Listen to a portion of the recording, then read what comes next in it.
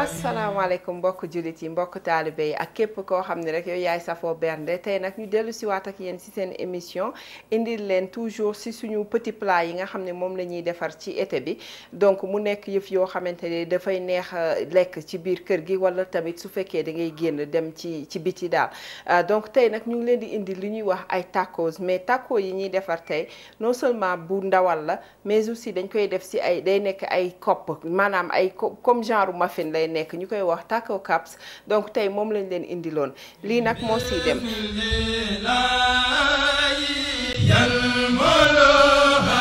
dinañ soxla comme on l'a si bien dit ndawal donc ku nekk ndawal bi nga am viande hachée laa bëggoon def ma xool ne aw ma viande hachée donc ma jël haché bu volaille muy bu ginaar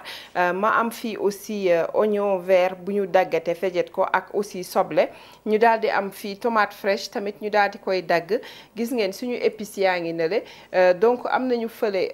cumin amee aussi ail en poudre oignon en poudre ak ail bu tooy bi dinañ ko si def ñu ngi yore aussi paprika bi nga xam mooy fël-fël bi nga xam ne dañ ko fumé yore fi aussi chili muy genre kaani boo xamante ni assaisonnement boo xam ne kaani la mais ba tey saful noonu bu baax saful kaani daal maanaam donc moom lañ fa yore ñu amee fii aussi benn salsa boo xam ne dañ koy defar salsa bi mooy lan da ngay jël sa tomate fraîche daal di koy dugal si food processor wala nga daal di koy dëbb tuuti rek tojal ko boole si ay laaj ak soble ak affaire yu mel noonu vinaigre ak yooyu moom moo nekk nii ñu amee fii suñu épices yi toujours mu nekk xorom poobar ak suñu levure nutritionnelle ñu ngi fi yore aussi diw ñu daal di amee fii aussi suñuy poivron yi nii c'est facultatif donc poivron lañ fi yore fii tamit toujours soble ak aussi carotte bi ngeen di gis après dama koy râper damay daal di koy xolli râper ko donc ñu am fii tuuti kaani parce que bu verte bi laa bëggoon mais yoruma ko ma jël rek kaani tëmbal ma fejet ko ba mu sew mu nekk nii ñu daal di amee aussi suñu tortilla ku nekk tortilla yi nga amee su fekkee amoo tortilla ci sa kër defaloon nañ leen benn tuto pour nu ñuy defaree tortilla donc pour sama mbokk yi nga xam ne tamit ñoom du ñu jëfandikoo tortilla yi bëgguñu ko jëfandikoo pour l'instant mooy ñii di def keto dinaa leen wan aussi beneen option comme ça yéen aussi di ngeen mën a defar toujours ñam bi sans pour autant lekk li nga xam ni du moo leen gënal donc sans plus tarder du ñu def rek lu dul ànd ak yéen ci waañ wi bismillah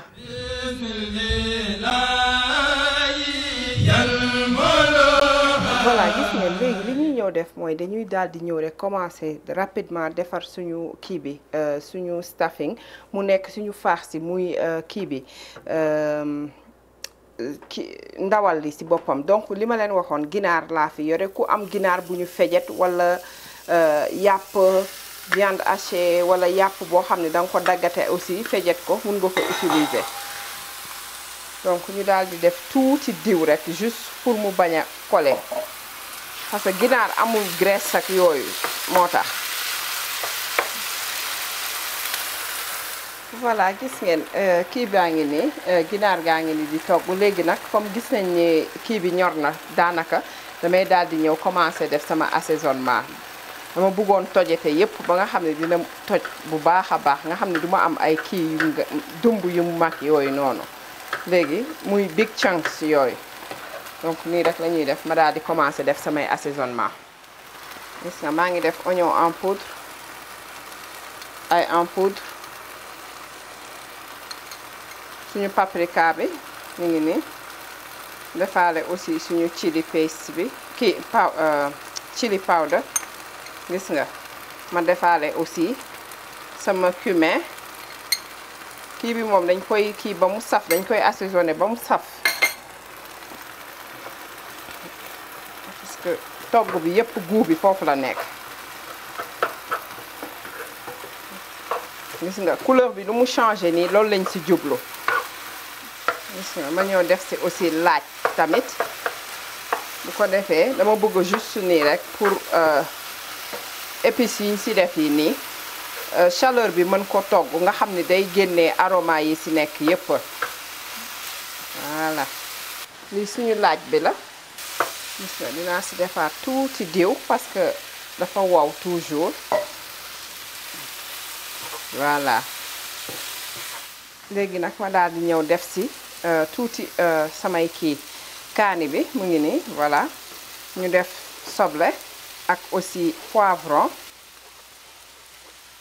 yi moom c'est facultatif ku mu neex def ku mu neex bañ a def mais man li ma leen di wax rek faaw mu dugal ci légume ñu daal di jël suñu salsa lii moom c'est facultatif daf fi nekk rek moo tax ma jël ko mais sinon ndox rek laa doon def nii daal di koy njulug gis nga damay def tuuti ndox rek voilà dañ koy daal di ñëw rek daal di def suñu suñu xorom ak poobar après defaale ci tobi levure nutritionnelle bu ko defee léegi après dañ koy bàyyi fii nag muy xaw a mijoter ñu bàyyi ko fi ay 10 minutes yooyu nga xam ne dina pare gaw ma ni sax dina jël 10 minutes yëpp mais maximum daal 10 minutes la bu ko defee ndox bi yëpp dem caf ko yëpp duggante bu baax a baax yeneen affaire yi ñu ci def yi xaw a seey tuuti bu ko léegi nag nga xam ne dañuy daal di ñëw commencer assembler incha allah gis nga ñu def tuuti poivre gis nga def suñu levure nutritionnelle tuuti rek voilà ñu mélanger ko yëpp voilà léegi nag dañuy bàyyi nii muy mijoter ndànk après ñu daal di commencer defar suñu tortilla cup yi mu nekk cup yi nga xamante ni tortilla yi lañ koy defaree incha allah. voilà gis ngeen tortilla yi ñu ngi nii ku nekk rek tortilla bi nga am même bu fekkee bi nga xamante ni dañ ko togg ba pare mooy yi ñuy defaree burrito yi mun nga ko jël même processus bi la encore dara du si changer li may def man bu ñorul bi laa yore nii donc dama koy jël ku nekk yow yaay xool naka nga bëgg kopp yi ngay defar mu doy man dama bëgg mu nekk loo xam ne lu ndaw la déjà dafay rafet mais aussi dina neex a ŋàbb daal léegi ma daal di jël yow yaay xool loo am lu circulaire loo am donc comme taille bi laa bëgg mu am excuse me moom laay jël daal di koy teg nii donc dagg cercle bu ma ko defee nii rek yëngalee sinon bu ma ko amul aussi ma daal di jël sama paaka wërale ko si defe naa ni ak kii bi ma yore dinaa si am 3 cercle yu xaw a kii yu xaw a mag tuuti su ma juumulee gis nga même bu nekkul cercle complètement nañ def rek liñ yore voilà léegi gis ngeen desit yi bu ko kenn sànni yii mun nga ko jël nga saaf ko wala nga dugal ko ci four parce que noonu laa ko dama koy ñëw dugal ci four bi mu jox la ay chips tortilla chips nga xam ne di nga ko mën a boole ak ay salsa ak ay guacamole muy avocat wala ay tomate ak yooyu donc mun nga ko utiliser waat kenn du ko sànni incha allah léegi su ma ñëwee damay def nii damay jël tortilla bu nekk ma daal di jël daal di koy bët ak kii fourchette bu ko defee léegi yëf yi du kii du gonflé boo ko dugalee ci four bi dinaa leen won aussi version boo xam ne pour ki amul four nu mu koy defee ci kaw gazam wala ci kaw fourneau incha allah gis ngeen ba jamate naa ko noonu comme ça bu ma koy lakk ci four bi du gonflé beneen façon bi nga ko mën a defee mooy nga jamate ko avant ngay dagg say cercle ba pare gis nga damay jam fépp dama koy def ba mu fël parce que après su duggee ci four bi yëpp ay tëjuwaat mais day tax du gonflé ba nga xam ne dinañ ci mën a def lépp luñ ci dinañ ko mën a enfourrer daal voilà ma jëlaat encore voilà gis nga dagg naa leen ba pare léegi li may def mooy damay daal di jël sama muffin tin mooy li ñuy defaree kii rek bu ñuy defar gâteau léegi su ma ko jëlee dama ci diw tuuti diwlin tuuti rek juste pour mu bañ a coller parce que bii leer na ma ne du coller mais dama leen histoire de vous montrer rek que ni boo amul boo xam ne du coller da nga ciy def tuuti diw mais même boo ci deful diw dina deñ après ma daal di jël gis nga cercle bi dugal ci biir fexe ba mu toog da nga koy pousse rek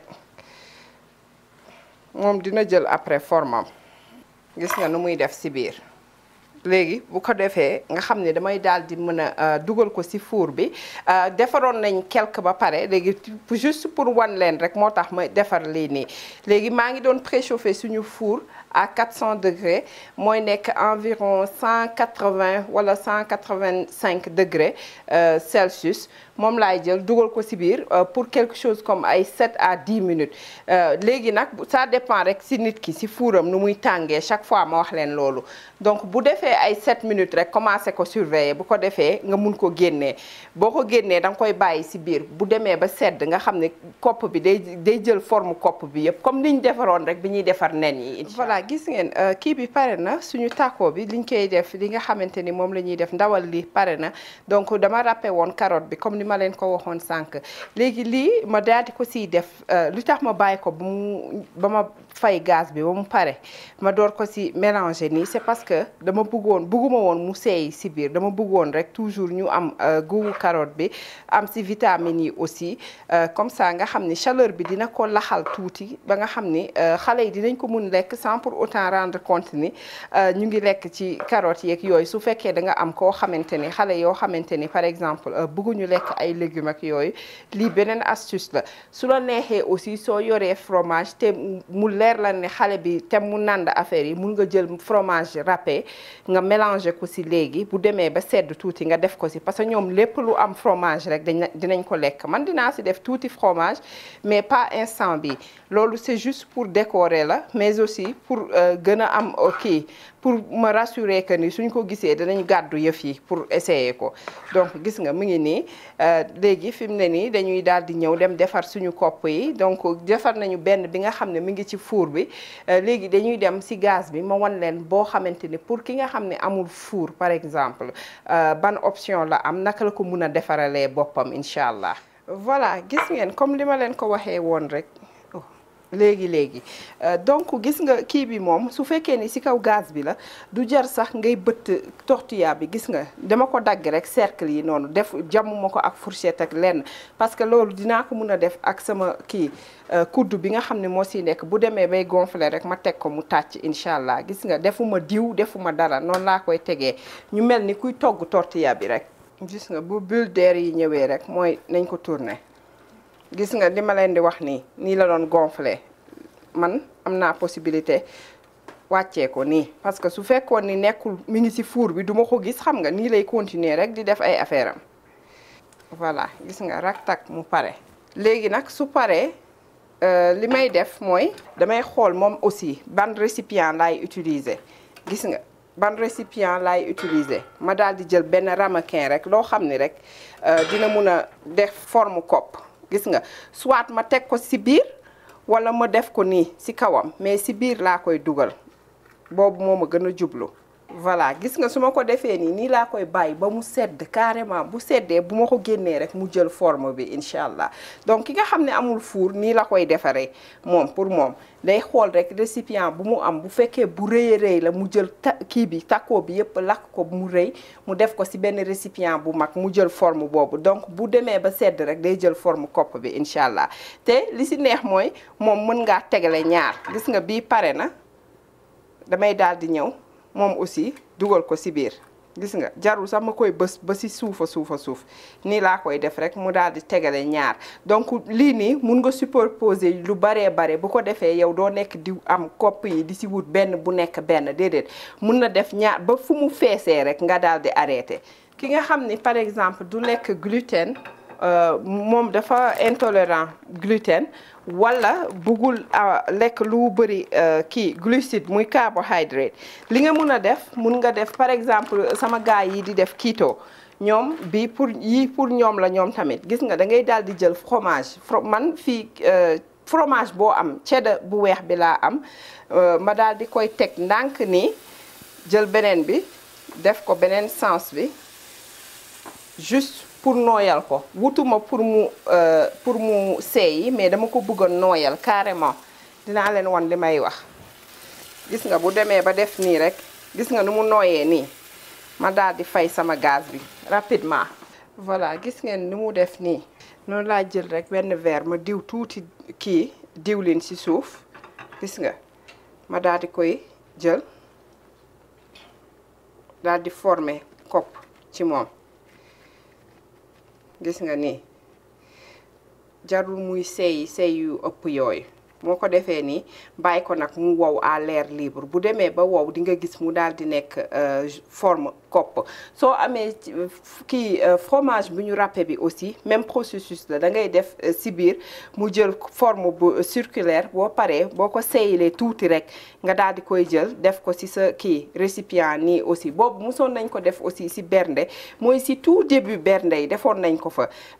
yooyu ku ko bëgg mun nga delluwaat foofu xoolaat si ndànk noonu rek incha allah donc ñu daal di ñëw daal di nettoyer tuuti après ñëwaat ak yéen donc wan leen naka la ñuy defee kopp yeeg yooyu tombe yii yëpp sedd incha allah.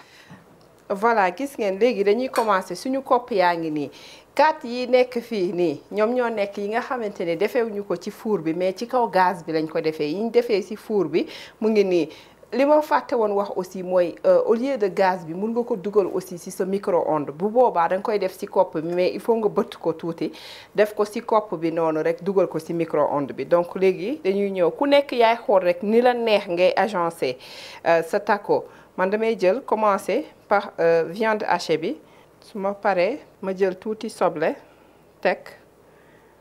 daal di jël tuuti oignon vert teg gis nga léegi ñu daal di jël tuuti ci suñu tomate fraîche def ma jël aussi tuuti fromage gis nga ku bëggul fromage mun nga omettre su ma paree ma daal di jël tuuti ci sama soow muy sour cream daal di teg nii gis nga benn bi daanu na ñu door yeneen yi tamit ma wanaat leen encore. voilà gis nga ñu ngi nii ñoom def nañ leen nii ba pare léegi nag dinaa leen wan pour ki nga xamante ni moom par exemple buggul def taco yi buggul utiliser farine mais mu bugg a utiliser leneen à la place de farine donc de wanoon naa leen fromage bi ni ma koy defee pour ñii di def keto wala ñi nga xam ne dañu amee gluten intolerant donc da ngeen di wut fromage boo xamante ni duñ ko defeewuñu ko ak lu am lactose daal wala tamit gis ngeen fi ma yore fi kii chou-pommé bu mauve bi donc chou-pommé bi laay ñëw jël fexe am ci ay kopp wanoon naa leen bi nga xamante ni laitue lañ ko defaree woon bi ñuy defar shawarma bi incha allah. voilà gis ngeen pour chou-pommé bi moom nii laa koy def dama dagg bopp bi fii ci kaw pour mun a am accès ci mbir yi su ma defee nii léegi damay daldi commencer ko xolli comme rek ni ngay xollee chou-pommé incha allah. léegi ñu daal di fexe pour génnee ci yoo xam ne dañ ci am ay kopp carrément gis ngeen léegi ñu daal di ñëw rek jël boo ko toppee rek moom dina la wan yoon. voilà gis ngeen suñu kii yaa ngi ni kopp yi nga xam ne defar nañ ko donc ku mu neex nga def ko mu gën a ngande wala mu gën a ndaw gis nga yii dama ko def mu xaw a mag mu xaw a ndaw tuuti par rapport ak yeneen yi donc nii rek nga koy defee léegi nga daal di jël comme ni ñu leen wanoon rek ba dépassé su ma defee nii. ma daal di jël sama ay ingrédients def ci gis nga soble bi ma def yenn yi ma def fromage bi ci kaw gis ngeen bu fromage bi moo nekk nii gis nga nu muy mel moom aussi gis nga su la neexee nga daal di koy bàyyi mu gën a wowaat encore donc moom aussi même chose la dañuy daal di ñëw rek ma def ci viande hachée def fromage. kon nag mbokk jullit yi mbokk taalibe yi ak képp kuy safoo bernde seen émission ngi woon nii tey ñu indiloon leen ay kii liñ koy waxee ay tacos yoo xamante ni dafa nekkoon ci ay cup mu nekk taco cup maanaam ci loo xam ne da nga koy jël rek gàddu comme nii rek ngay jël boo ko yoree donc mu nga xam ne rafet na ci boo amee ay gan aussi boo fekkee ni aussi da nga am ay invité nga jox leen ko bu fekkee ni ci biir kër gi la tamit wala ngeen bëgg rek te lekk lu léger mun ngeen ko def aussi donc ñu wanoon leen ñaari version yi nga xam ne moom lañ ko defee benn bi nga xamante ni pour sama mbokk yi nga xam ni dañu gluten intolerant donc ñoom dinañu mun a utiliser yooyu wala ñi nga xam ne dañuy suivre régime cytogénique bi donc bu leen neexee tortilla yi ngeen remplacer ko par tortilla yi ma leen wanoon te nga xamante ni c'est fait à base de farine de coco ak aussi kii bi mooy psyllium husk bi mooy genre laalo boobu noonu donc sinon à défaut de loolu ngeen jël chou pommé donc chou pommé couleur boo am man couleur bu violet bi laa yore fi mu nekk nii mooy bu mauve bi moom laa jël nii defee ko kii bi def ko comme kopp rek nga xamante ni moom ngay yëkkati nii rek nga koy yëkkatee daal di koy lekk wanoon nañ leen ko ci shawarma yi donc ñu am fii beneen option bi nga xamante ni tamit mooy maanaam ki nga xamante ni yooyu yëpp benn tante ko si mu def ko taco bowl donc maanaam day am lépp li nga xam ni taco bi am na ko dañu jiital ndawal li ci suuf daal di jël kii bi sour cream bi muy soow bi par exemple wala yaourt nature bu amul sucre ñu jël ko def ko ci côté jël aussi ci suñu su fekkee laitue nga yore mun nga def laitue mais comme yoruma woon yenn laitue bu bari donc dama jël ci kii chou pommé bu mauve bi moom laa fejet nii teg ko ci côté bi daal di jël aussi tomate fraîche bi ak oignon vert bi ak oignon ci boppam ak fromage bi daal di teg nii donc ngeen gis ni avocat bi mu ngi nii ci el bi moom tamit loolu rek pour wan leen ni donc lii nii nekkul ni il faut nga yore ingrédients yi nu la neex noo ko sentiree rek mun nga ko defee ñu defaroon aussi benn kopp boo xamante ni c'était fait à base de fromage pour ñi nga xamante ni tamit bëgguñu woon jël ay chou pommé ak yooyu noonu mun ngeen utiliser fromage bi tamit loolu noonu mu nekk noonu ngeen gis ñu accompagner ko ak tuuti salade donc salade bi mu nekk ingrédients yi nekk ci lekk bi rek laa jël mu desoon ma bañ ko denc wala dinaan dama koy congeler alors que mun nañ ko utiliser comme salade moom laa jël rek def ko nii ci el bi nga xamante ni kuy jël da ngay yëkkati sa plat jël teg daal di jël sa salade aussi teg def noonu bu fekkee bool bi la nag bool bi moom bu la neexee mu nekk bu mag nii wala yu ndaw a ndaw nga xam ne day nekk ci ay soucoupe yu ndaw nga xam ne day nekk individuel portion individuelle voilà donc loolu daal lañ leen indiloon tey di leen vraiment jaajëfal tey jii nag recette bi maa ngi koy jox sama yaay ñu koy wax Aïcha Marena mi nekk ci Suède di ko jox aussi sama rakk nga xam ne dafa bëgg lii muy soxna Lalla madame Seck donc yow man jox naa la tacos yi tey mais nekkul comme sa taco yi nag tey jii moom taco simple laa la joxal rek fi mu ne nii donc di leen ko jox di ko jox aussi Ndate suñu sœur Ndate moom tamit mi nekk ci fële ci soxna Lalla